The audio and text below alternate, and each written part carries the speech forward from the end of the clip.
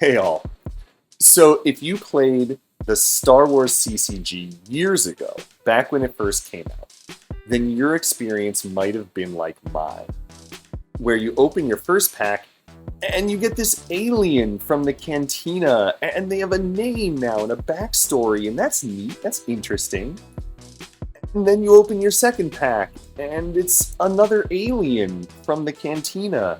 And they have a name and a backstory now, and that's interesting, but a little less interesting than it was the first time. And you have to open a lot of packs in order to have a main character that you're actually excited to play.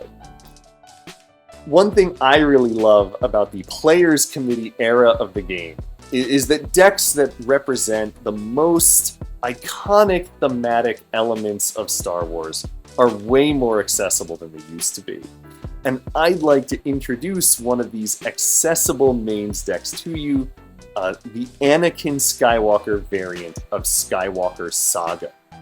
This represents Anakin and Obi-Wan kind of out having adventures, sort of roughly during the Clone Wars era. So if you really enjoy the prequels and the related media, this might be a deck for you.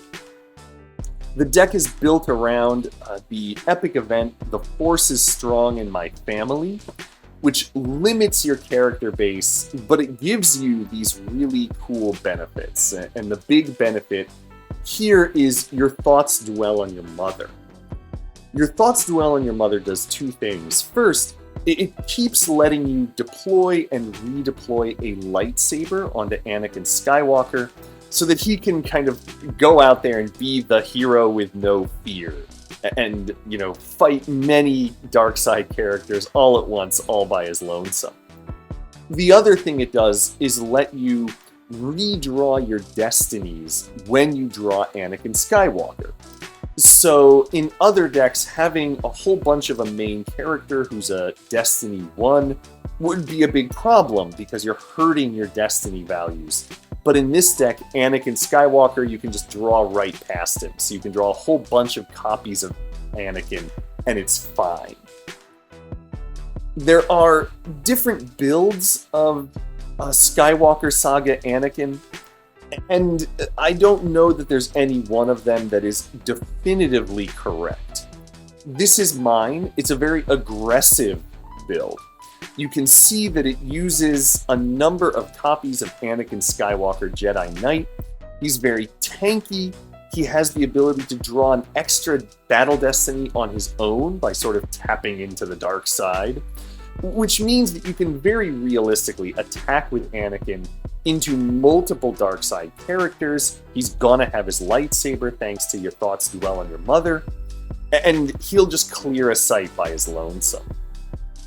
I also play a couple copies of Anakin Skywalker Padawan Learner, who's really good at kind of punching above his weight class, because he adds to both battle destiny draws and weapon destiny draws. So he's really good at fighting Dark Jedi, again, with the lightsaber just clearing sights on his own.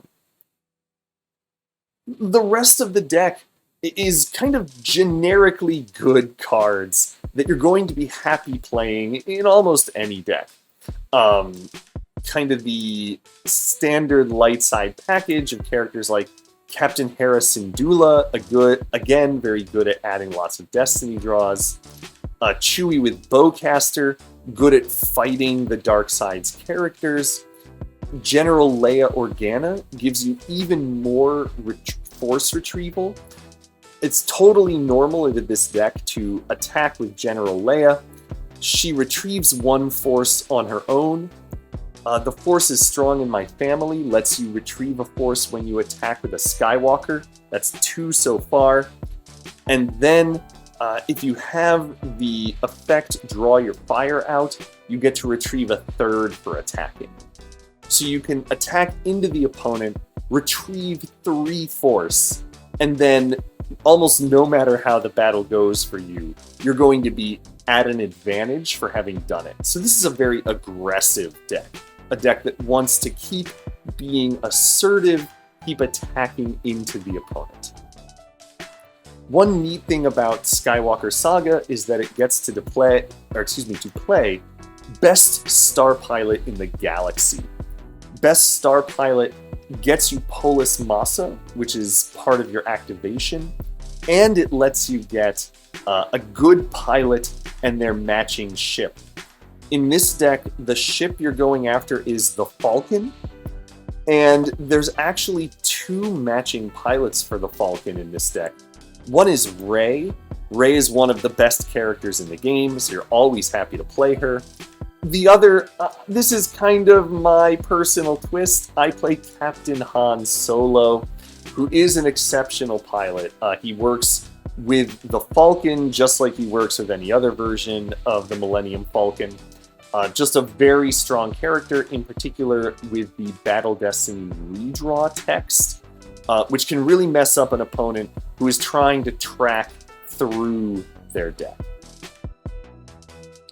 There are a number of other variants of this deck. I'm going to show you one here. So let's see. So this is Bill Kafer's variant of the deck. I would characterize his as being a little more about building up a strong presence at one site. You can see that he's playing Rose Tico, a very powerful retrieval engine. And he's also playing BB-8, who does ping damage. So he's trying to build up sort of this critical mass of resistance characters at a battleground so that he can retrieve, do ping damage, as well as do all the other stuff that Skywalker Saga does. As a last pitch, one thing that I think is really fun about Skywalker Saga is how accessible it is. There are some spendy cards in this deck, but they're cards that you'll be happy to just have as part of your collection, and they'll transfer very smoothly to lots of other decks. So as an example, Rebel Leadership, a very popular card that you'll get use of in many decks. Lando Calrissian Scoundrel, and Luke Skywalker, and Padme Amidala, all cards that do cost some money, but cards that you will get value out of again and again and again. They're just routinely part of good light side decks. And, you know, if you are concerned about the cost, there are inexpensive variants of some of these cards, most notably sorry, I have to change my settings here. Rebel Leadership has a new combo card, which doesn't have the Destiny adding function of Rebel Leadership, but it has the Destiny limiting, which is mostly what you want, especially in this deck, where you're just trying to protect Anakin and General Kenobi. And it lets you go into your deck to get admirals and generals, which in this deck is allowing you to go into your deck and get General Leia Organa, which then allows you to set up the critical mass of resistance characters. Similarly, this deck plays Speak with the Jedi Council, which is a good card but can be an expensive card to acquire.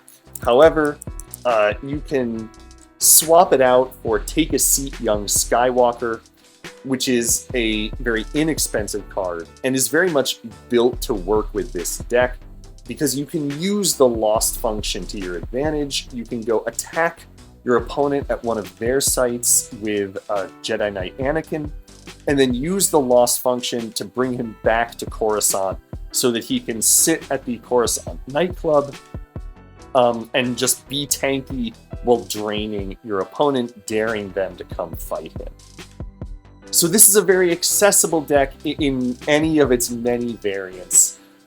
Definitely a deck that I personally built for not a lot of money to take to an event. If you are deciding which variant to build, I do in good conscience have to recommend Bill Kafer's variant here because he's a better player than me. But I think whatever variant you choose, you will find this to be a fun deck, an interactive deck, an accessible deck, one you'll really enjoy, So may the Force be with you, and specifically the Force be with you in the form of a very powerful Jedi Knight who is very difficult to remove and has his lightsaber just all the time.